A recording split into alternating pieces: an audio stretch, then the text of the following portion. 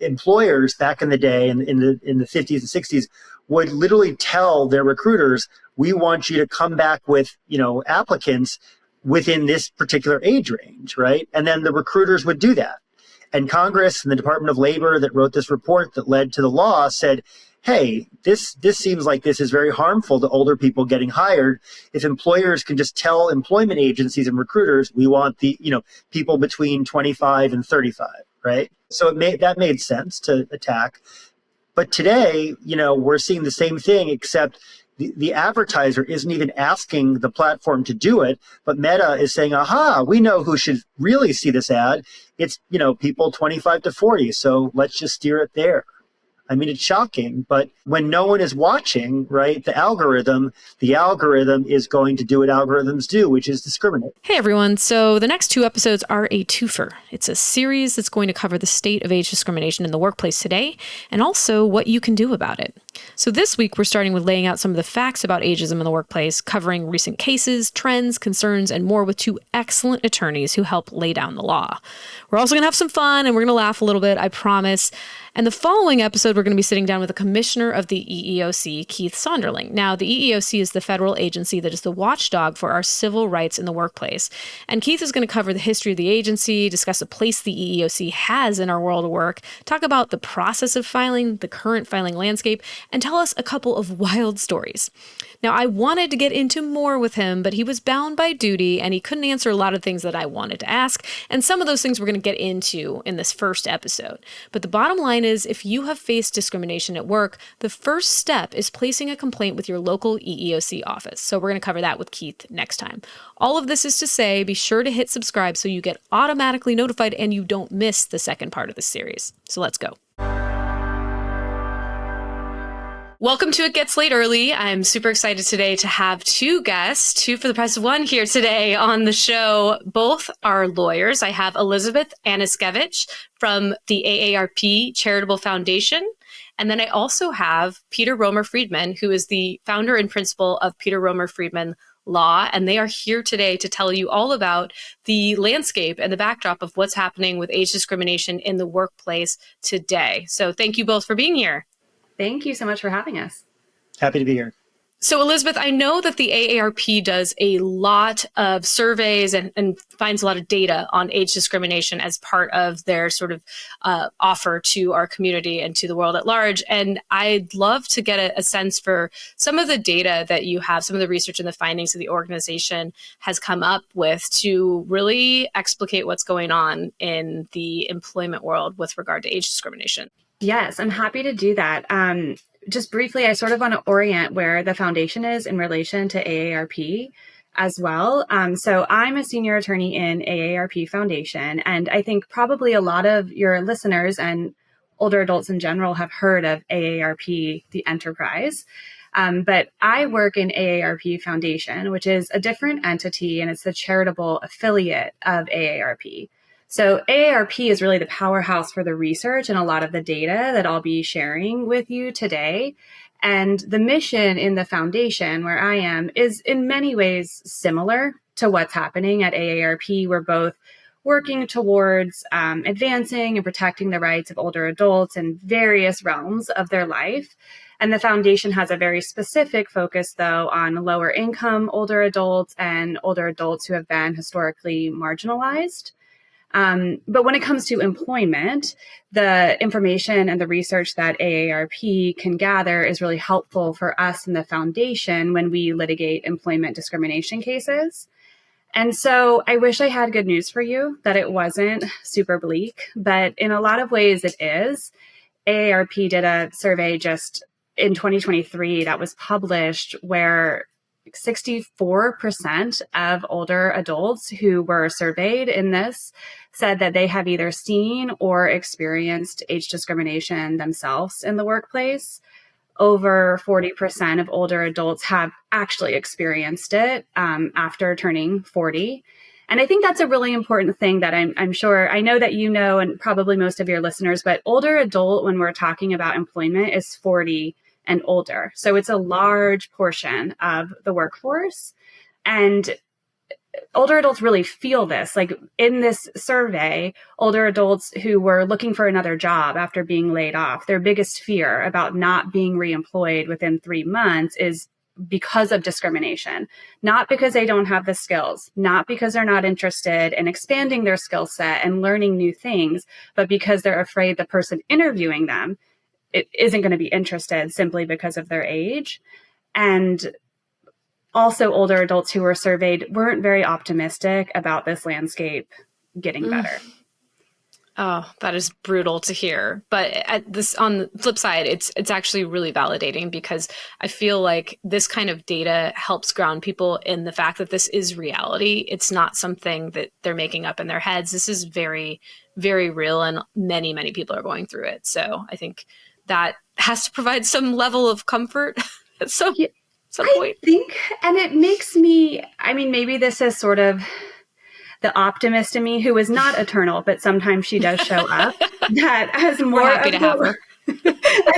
the workforce is aging, and as this population becomes bigger and bigger, perhaps we will have more power to actually make changes and to bring a spotlight onto the fact that age discrimination is ubiquitous and it's rampant. And I think a lot of that has to do with the fact that ageism is like the one ism that people can freely make derogatory age comments or jokes or assumptions. And there's not this knee-jerk reaction of like, you can't say that. That's not okay. So when that's like baked into the culture that we live in, I think it's people don't even think twice about it in an employment perspective. And I'm not an expert in the tech industry, but I think there's a lot of ethos in tech of like, this is, for young people, younger people are smarter, quotes like that are coming from titans of the tech industry. It's like really compounding the issue. I couldn't agree more. And that's the thing. I hope that we can get to a point where we have a lot more data collection, and we do it per industry too, because while ageism is just a constant and just an ever-present thing throughout our society, I do believe it's particularly acute in some places, and tech is for sure one of them. So my hope is that we can build on that and actually get some real data beyond, how people are feeling, and actually see numbers, raw facts and figures behind the employment statistics and the proportionality per demographic group, right? Like that's what I'm hoping we can move towards. But for now, what we have is really more survey data, right? So we'll have to work towards that. But that is a grim picture. That is a very grim picture. So the work that you're doing is of critical importance. And, thank you for doing it on behalf of my future self. And I guess I'm already 40, so thank you for what you're doing now. How did you get into this work? Sort of a long arc. I started my career at a firm where I did securities fraud litigation, plaintiff side securities fraud litigation, suing public companies for defrauding investors. And I actually worked with Peter there. Peter hired me as a summer associate many years ago. Cool. But and that work was really fulfilling, and I enjoyed it at many levels. But I always wanted to do civil rights litigation.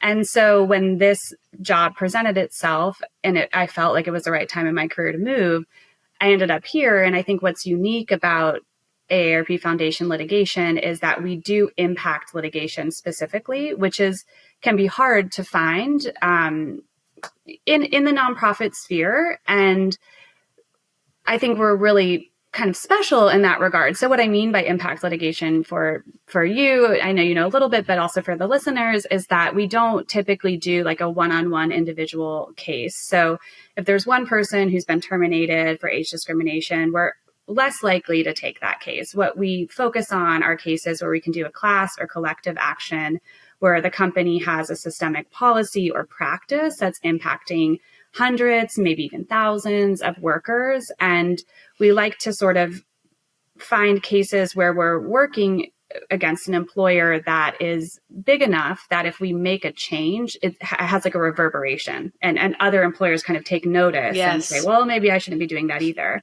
Let's not be the example that was said here, right? Yes. Cautionary tale. Yes, exactly. And it works. Like, I mean, business journals cover things that are going on. General counsel reads those and thinks like, well, I should advise my client not to continue to engage in that behavior. And I would just briefly say, I know it's not the subject of this podcast, but we do a lot beyond employment too. I mean, really anything that can impact an older adult, we work on those cases. So housing, disability, consumer protection, anything really, if we can find the intersection with an older adult. We need that on every single front. So thank you. You're welcome. There's a lot there. And speaking of the private side and how you two came to know one another, Peter, will you tell us a little bit about the work that you do on the client side at Peter Romer-Friedman? Sure, and thanks for having me again today. So for the past 15 years, I've been doing public interest litigation in employment, housing, credit, constitutional rights, other areas. One area of focus recently has been age discrimination, especially in Silicon Valley, and looking also at what tech companies do to promote age discrimination in the context of recruiting and advertising for economic opportunities, things like jobs, housing, credit, insurance. But before I became a private litigator, I worked for Senator Ted Kennedy, who was the chairman of the Labor Committee before he passed in 2009. So I worked on a range of issues, including age discrimination for the senator, and got to learn kind of what they're doing in Capitol Hill, or really not doing, I should say, when it comes to new legislation to protect people's civil rights. So I've kind of come into this area from a perspective of someone who was a union organizer, a student organizer. I did anti-sweatshop activism in college and got universities to put labor standards in their contracts so that the stuff we wear today, universities, isn't made in sweatshops. So for about 20 plus years, I've been doing economic justice, and the work that I'm doing now as a private lawyer is just an extension of that. Much of the work that I do, as Elizabeth does, is impact litigation, is trying to really shape the law, shape policy through doing big cases, class actions, or individual cases that try to press on a particular novel issue. Fantastic. And, you spoke of the work that you're doing specifically in Silicon Valley, and I'd love to hear a little bit about what you can share as far as the norms are in that world, and age discrimination in job postings and to employment practices, all of that. If you could give us sort of a lay of the land, what you've seen in the tech industry, that'd be awesome. Sure. Well, I think, tech is a microcosm of our broader society, but in many ways it's a bigger problem when it comes to age, because the founders are younger, the leaders are younger, and, consequently they hire their friends and the people who they're close to who are going to be younger. But I think, we see some very big problems there, right? We see people are being hired often only right out of school. So only or mostly hiring recent college graduates for particular jobs. Those people tend to be younger. We see word of mouth hiring or employee referrals where, everyone at Facebook, it just refers their friends to be recruited, and those people have a much greater chance of getting hired. That could have an adverse effect on race, gender, but also on age, because you're talking about a pretty young workforce there and throughout Silicon Valley. And then, when it comes to like what they're doing in their business practices, Silicon Valley has built these digital tools that employers use all over the country that essentially facilitate and amplify age discrimination. So anytime you see people being targeted for some opportunity based on their age, whether that's through advertising or through a recruiting tool that allows you to search by date of graduation, older people are always being kind of left out and steered away from, usually without them even knowing about it. And, that's one of the big things about age discrimination is it's very hard to detect because you send in your application and you have no idea if they're screening everyone, who's graduated more than 2 or 3 years ago. You just know that you didn't get a response from the recruiter or from the company. I've done a lot of work mostly with people who have race or gender discrimination issues in Silicon Valley, but the age issue compounds that for a lot of folks, especially when there are layoffs. We've seen in the last year or two massive layoffs in Silicon Valley, and I've seen the numbers at some of these companies, and older people are definitely taken on the chin and disproportionately being thrown out of their jobs relative to younger people. And some of the data that Elizabeth points to suggests that older people have a harder time finding work when they've been laid off. So, it's adding insult to injury when older people are spending months or even years. In some of the cases of our clients we've represented, it can take 2, 3, 4, 5 years to find another comparable job for an older person.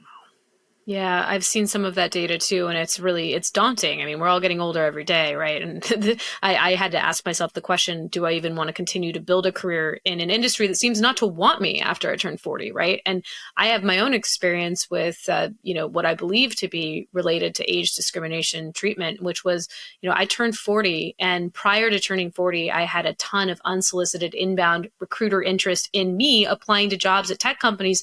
That fell off a cliff, and the only thing that changed was my age. It was like overnight after 40.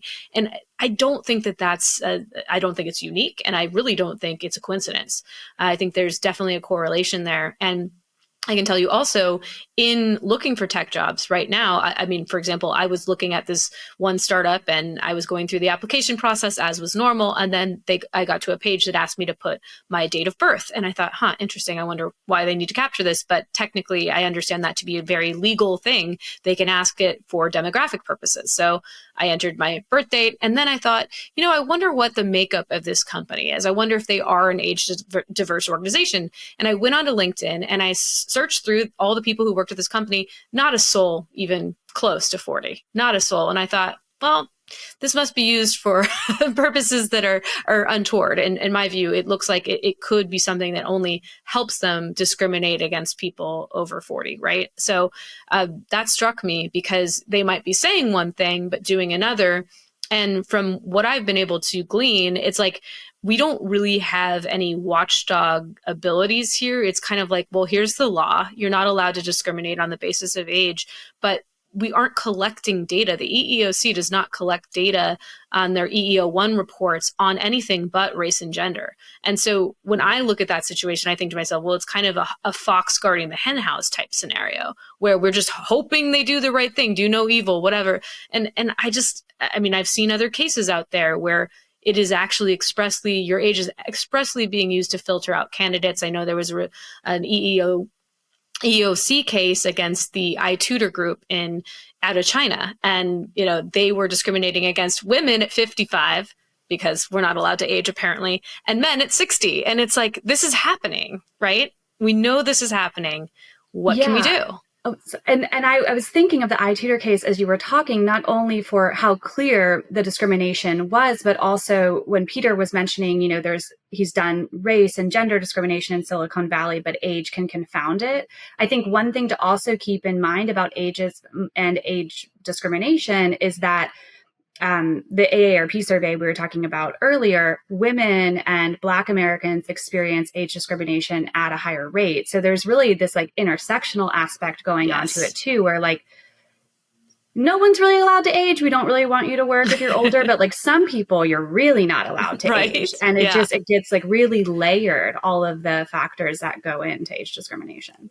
Absolutely. And that's why I push back against the narrative that we shouldn't even focus on age discrimination because we have so many other things to target first that we're so far behind on because of the intersectionality. It just exacerbates everything massively. So I don't think you can ignore it. I think, it's a unifier, right? We all get older, but to your point, it really is infinitely worse for some people based on the intersectionality. And I mean, another point in that AARP survey was that I think it was 53% of folks had said they had to give their date of birth or date of graduation at the time of application. And, it's not hard to extrapolate someone's age from, particularly from a date of birth, but as well from a date of college graduation. I mean, if you typically are graduating college in your early 20s, you can quickly do the math to determine whether or not a person is over 40 or over whatever age you've decided is in quotes too old for your for your employment. Yeah. And I want to talk about another case that came up recently. And it wasn't in the tech industry, but it was one for a moving company called Meathead Movers. And they got hit with a lawsuit because they were very clearly trying to recruit people who who are in that college age. And I couldn't help but thinking, as I saw this case making the headlines, well, isn't that every tech company? Don't they all do this? And why are they allowed to do it, but Meathead Movers isn't? Because, Rockstar Ninja, the job description, work hard, play hard, beer on tap, et cetera, whatever other indicators that they want, we want hungry, energetic. It's all of the things that are coded language. And I couldn't help but think it's just the same thing. So why is one okay and the other not? I don't know if I have a good answer, Peter. I think the answer is they're not. Maybe Elizabeth and I should sue those tech companies. We've heard from me before. Realistically, there's not much different. But one thing to point out here is the federal and state, local anti-discrimination laws. They have kind of different provisions that regulate what can be done by employers. So there's the kind of ultimate decision about hiring, and employers can't discriminate when they're hiring in terms of who they hire and who they don't based on age. But there are some other provisions that Elizabeth and I have been trying to kind of litigate more and bring into the modern era. And we call these the publication or advertising provisions. And these basically say that employers can't indicate a preference or discrimination when they're advertising jobs or posting jobs.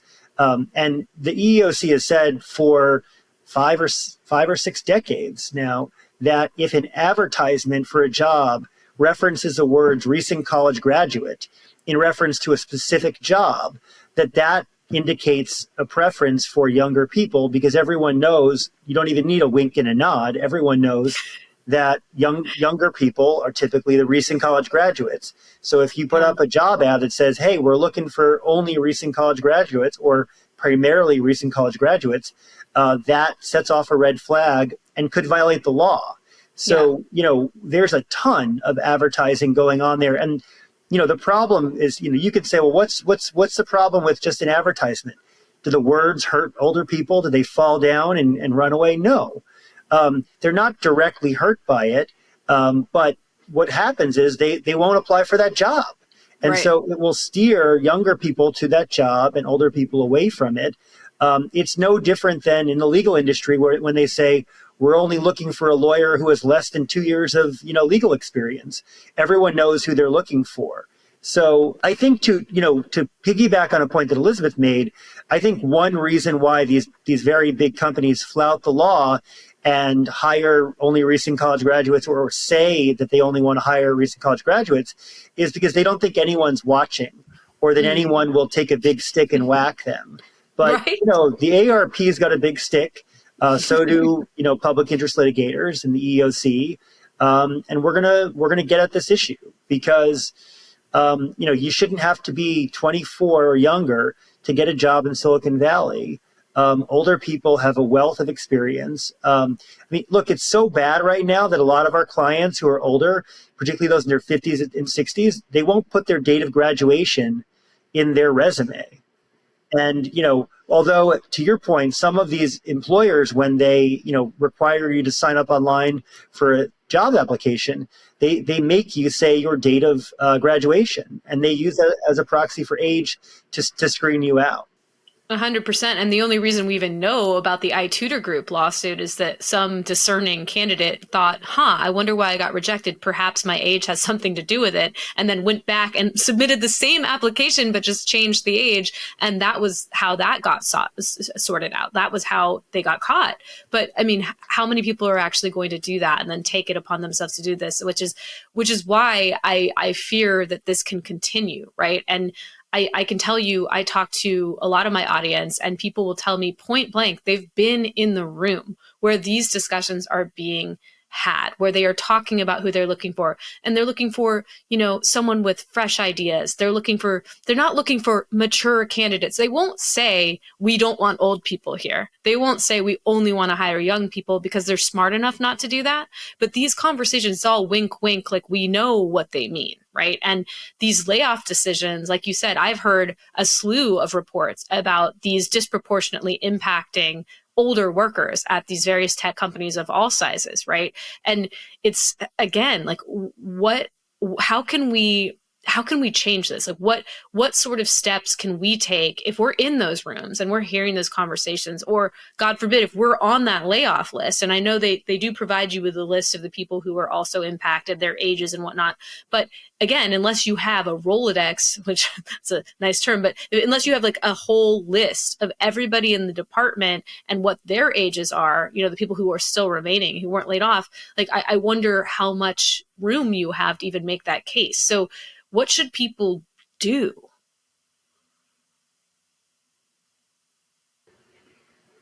Hire Peter and I. To go suss it out. I was thinking that could definitely be an option, but I mean, if you don't have proof, right? And my understanding, and certainly you can tell me if I'm wrong on this, but my understanding is that age discrimination is harder to prove. There's a higher burden of proof than there is for race or gender discrimination. I don't know why that was allowed to be the case, but it's the but-for cause, right? It has to be the sole reason, the defining characteristic for why someone was let go. So if there is an absence of smoking gun evidence for age discrimination, like, are people just kind of SOL? What kind of means can we, what can we do? How can we take this into our own hands when we're seeing it happening? Because to me, it is so infuriating to know that this is occurring all the time and people are just getting away with it, and thank God you guys are out there doing the work you're doing, but like, how do we push this forward so that it can stop? Because everyone should have the ability to work as long as they want or need to. And this age discrimination is so widespread and rampant in the tech industry that and no one's talking about it. No one's talking about it except for here. Yeah. We talk about it a lot here. Well, look, I think if you, the saying, if you see something, say something, that really is important here, because it's so rare to see those red flags, especially in the workplace where people don't, explicitly reference age, but they have kind of, other signals that they use. But when you hear something like that, you should call the AARP, or you should look for a local lawyer or file an EEOC complaint to go challenge what's happening if it's discriminatory. But, folks also have a right to, at least most workers, have a right to talk to other workers about their working conditions. The National Labor Relations Act is a law that protects people to form unions, but also non-union workers to engage in collective action, which includes asking your coworkers what's going on with them. Did they hear about anything like what I just heard from my boss? You can form an ERG, an employee resource group for older workers, where you talk about these things and exchange information. There are, local organizations that do age advocacy work around the country. I'm working right now on some cases with the AFL-CIO's older workers group called the Alliance for Retired Americans, which is kind of like the AARP for unionized workers. You can join that organization if you are a union member or otherwise want to get involved. So, there are a lot. You could call your congressperson or talk to your state legislature about these issues. You have a lot of rights. But, we're only, I think, age, because it's become so normal to discriminate based on age, it's easier for folks to get away with the kind of subtle ways in which discrimination occurs. Whereas I think with race and gender, our antenna has gone up more in the last, 20, 30 years, so that, people are more willing to call it out. But we've got to get there on age too, right? As Elizabeth pointed out, hopefully everyone who's working today and is under 40 is going to be over 40 at some point, right? Exactly. And hopefully. They're going to be protected. So I'm a straight white guy in, the civil rights field. I was so excited to finally be in a protected class when I turned 40. Welcome. I told the judge in the case how excited I was, and she's like, that's great. But I think, one nice thing about the age discrimination laws here is it really does apply to almost everybody who works in America at some point.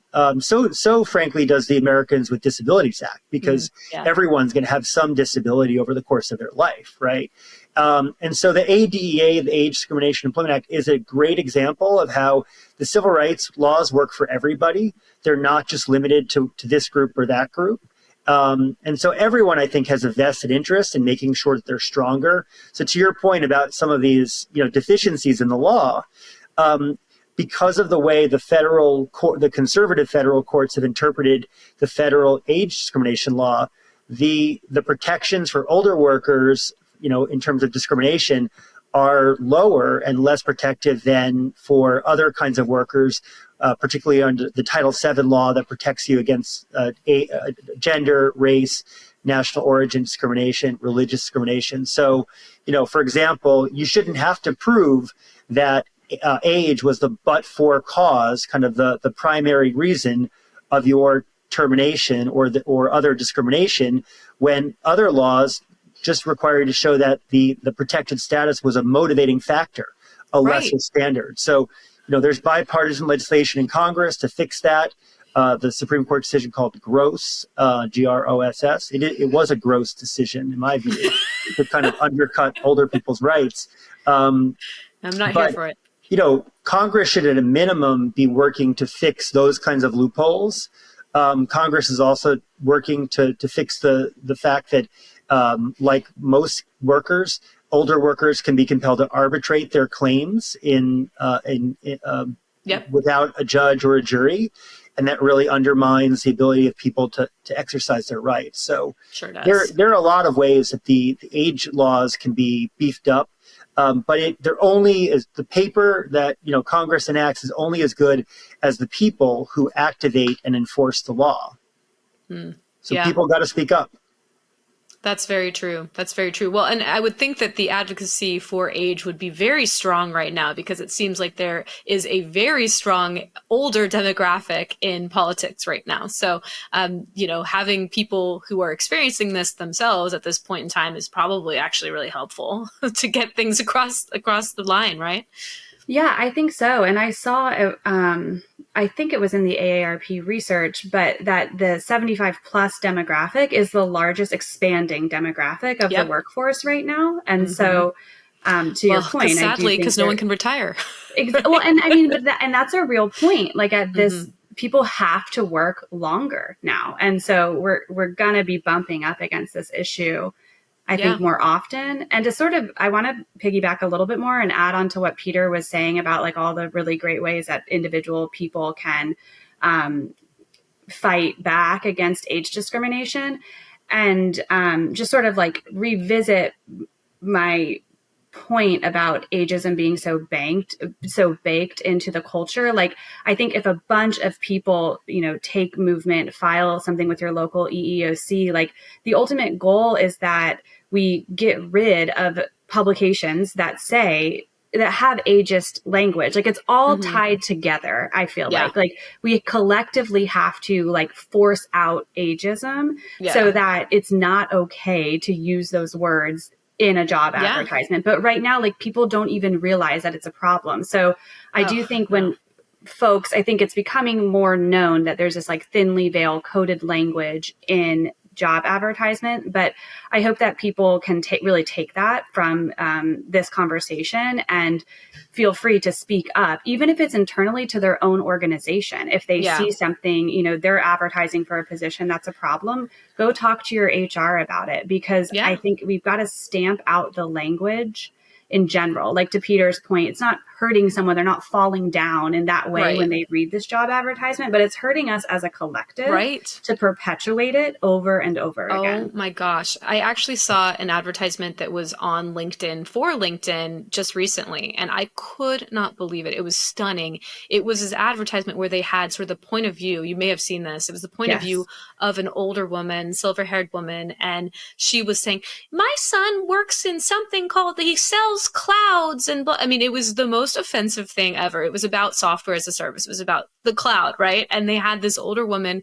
and they just kind of made a mockery of her, and they put this on the internet. Like, and even though people were like, "Hey, this is totally offensive," they still kept it up. They were like, "We think people know it's in tongue in cheek." I'm like, that's super damaging, actually. Like, and I mean, I'm a very dark humor type person, but to me, that one was like really crossing the line. And it's just, even these huge companies don't even think twice of it, right?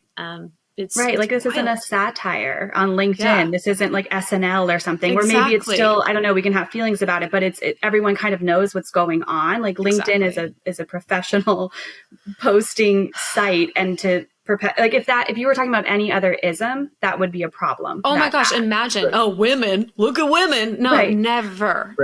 And we're just over behind. Like if you look at the Don Lemon firing, right, or however he got let go at CNN, he made an ageist and a sexist comment, right? But the reason why he was under fire was because of the sex component. He said something to the effect of like a woman when she hits her 40s is out of her prime, so Nikki Haley couldn't be in her couldn't be prime. The president. Right. Of course, Donald Trump, who is insane, he could be president. But the takeaway that I had from there is it wasn't that he was engaging in age discrimination, which is what got him in trouble. It was that he was tying it to gender. So, if he had just said, like every day we hear on the campaign trail, these two guys in their 70s and 80s, everyone thinks they're not capable of being a vigorous president, right? Now, look, that may be true of these particular two individuals, right? Right. But the whole point of these of having civil rights laws, or at least one point of them, is to say that people should be judged based on their own merit and their own abilities, not based on the group. So, I worked for a judge who was 77 when I was in his chambers. I worked for Ted Kennedy when he was 76, 77 years old. These are two of the most vigorous, brilliant people I've ever worked with. I could not keep up with the vigor of the judge I worked for, who wanted to work from 9 a.m. to 11 at night. And I was like, hey, man, can I go home? I have a dog that I have to let out. That's fantastic. To put down my dog if I had to leave work to deal with him. But seriously, like you just, you can't just judge someone based on their date of birth or their generation, because look, there are really non-vigorous people who are in Generation Z who don't want to do anything, right? Yeah. Should we just assume that those people are like, gonna be the best workers because they're 25? I don't think so. And I think both Elizabeth and I can attest that, the legal world can be a little bit younger, particularly like associates who are hired at law firms or organizations.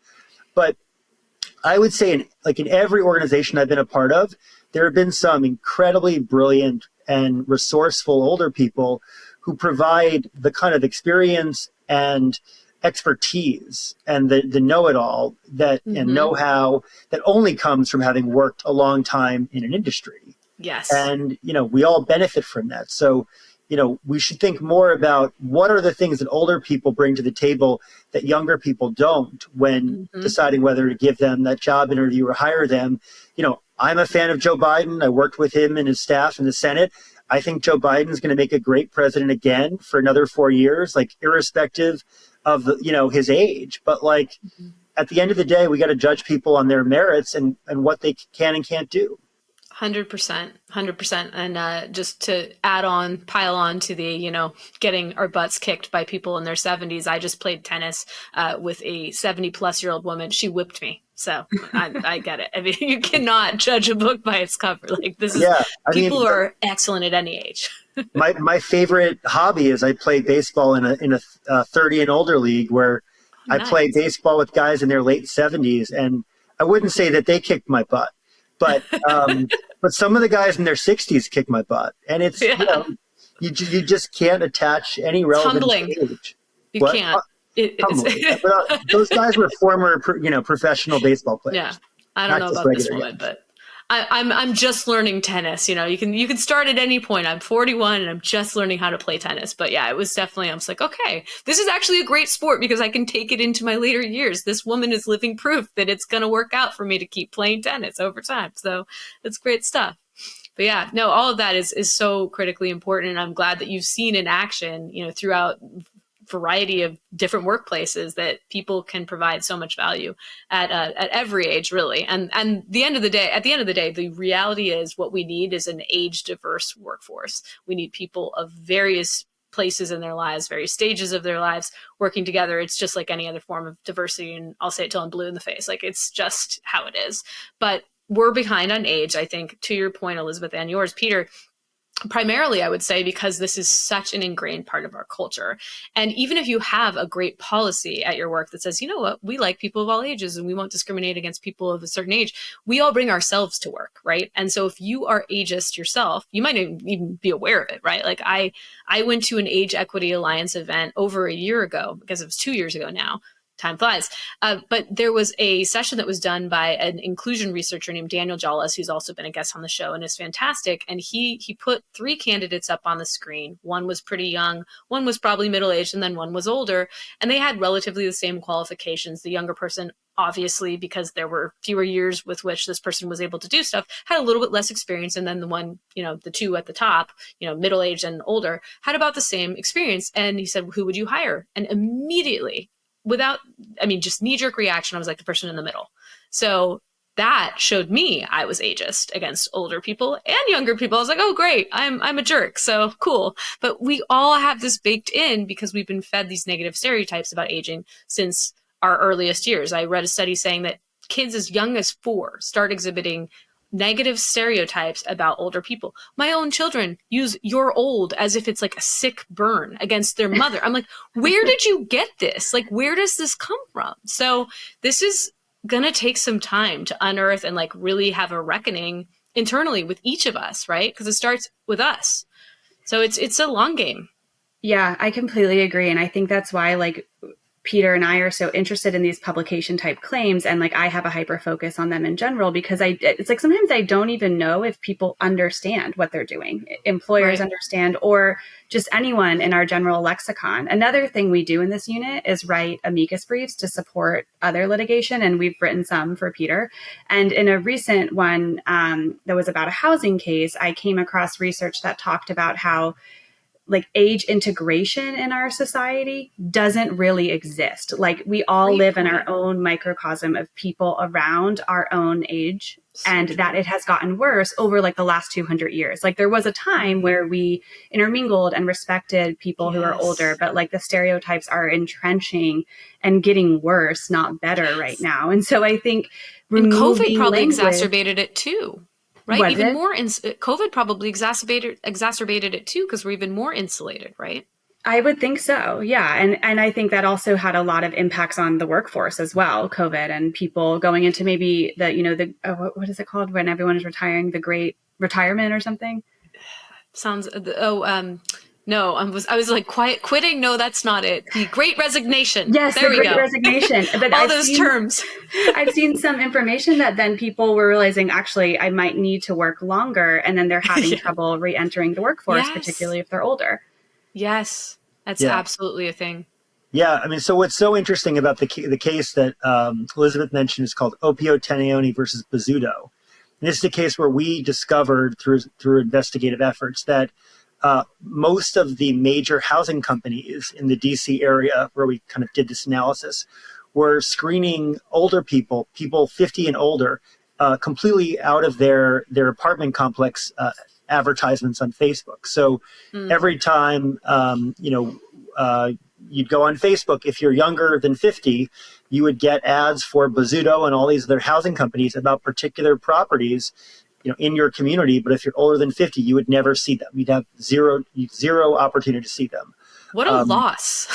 Right. I mean, what a loss, because you're nixing a huge, portion of the marketplace, right? Yeah. But you're also undermining that age integration that could be possible when you're, starting a new building or leasing up. Such a bummer. The efforts that we did in that case were kind of adjacent to some of the work where we filed dozens of charges against employers that had excluded older people from getting their job advertisements online. And the Equal Employment Opportunity Commission, in dozens of rulings, essentially said that it's illegal to steer a job ad away from a person because of their age. But when back in 2017, 2018, when we started this project and hadn't yet filed lawsuits about these issues, it was probably somewhere between 30 and 40% of all employers that we saw who were excluding older people from getting their ads. So we're Wow. talking about, millions and millions of ads being steered away from 100 million older workers who never had an opportunity to learn about these jobs. And That's crazy. 30 to 40%? Oh my gosh. Yeah, those were our estimates. And the more shocking part about this is, to Elizabeth's point about folks not even knowing about it. When we sent letters to their lawyers at these companies, very big companies, saying, hey, your marketing people, your recruiting people have been steering your job ads away from older people, they said, we had no idea. We didn't know that. The general counsel's office, we had no idea this was being done. And frankly, if we had known, we wouldn't have done it, because this is stupid, probably illegal. Illegal. Now we know it's totally legal. But, it strikes me that the biggest problem when you're talking about business is folks just kind of go with the flow. And when you're talking about recruiting people, which is very different than recruiting, customers for soap or, paper towels or a car, right? When you're recruiting for a job or a mortgage or insurance, there are laws that say you can't exclude people based on who they are, including their age, from learning about these opportunities or from getting them. So it was really shocking that so many companies were doing this. And even more eye-opening that they didn't even know, at the brain trust of these corporations, that this was going on. But we've largely put an end to that in the employment recruiting realm by getting platforms to stop advertisers from steering job ads based on age. But we have found that the platforms themselves sometimes do the very same thing. Like Meta, we found, would show, most job ads to a very younger group of people, even when the advertiser wanted to show the ad to people of all ages. Likewise, we found that Meta would show ads for blue-collar jobs to 95 to 99% men and very few women, not because of what the advertiser wanted, but because Meta thought it was best to send the ad mostly to men or mostly to younger people. Interesting. So they would supersede the wishes of the vendors, paying them the money to advertise. That's right. wild. It's really Orwellian crap. In my view. It totally is. And advertisers for years have said, look, we want to use advertising to reach everybody. In fact, we want to use advertising to make up for historical discrimination, right? So that more women, more older people can learn about these jobs.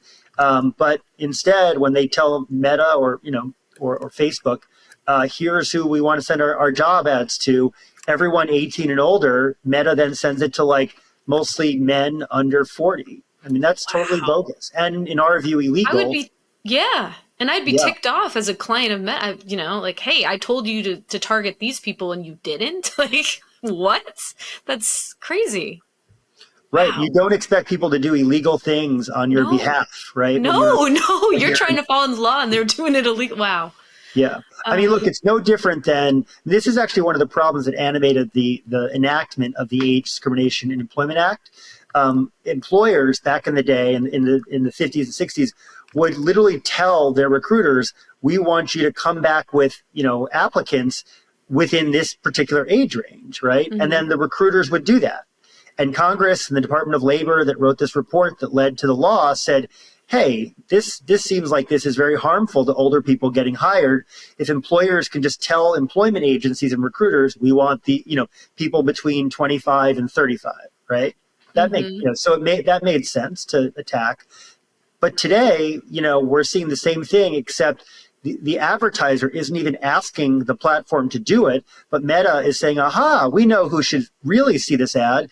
It's, people 25 to 40, so let's just steer it there.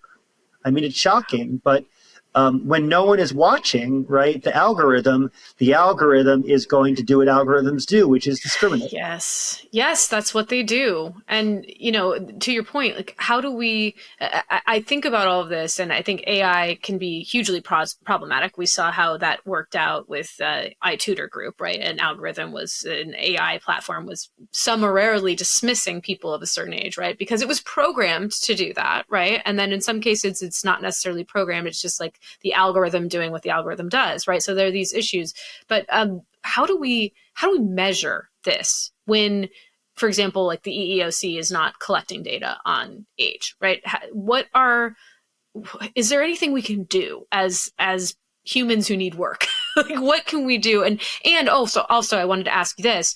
It sounded like there were things happening under the hood at organizations that if these practices had been bubbled up to top brass and decision makers outside of the marketing team, it would have been quelled. So is part of the answer here just really education about what's legal and how you deal with age in the workplace? Like, what are some of the things that we can do to make this better? Besides hiring you to sue everyone, which is fine too. Well, I think part is education. I do think that's a huge part of it. And I think we're just sort of facing this time now where AI is new and we're seeing it incorporated into all different levels of hiring and employment and reducing your workforce. And we're trying to figure out how that fits into existing laws. And I think Peter's done a ton of work on that with it's like many cases against Meta. I think they know him very well. And I'm proud of him for that. But I mean, I think we have to, one, educate people on what happens with an algorithm. I think some people simply don't really understand. They don't really understand that a human created the algorithm. And so it can bake in our own biases as we're creating it, or you're feeding historical data that has a bias built into it. And that's how the algorithm is learning. How it learns.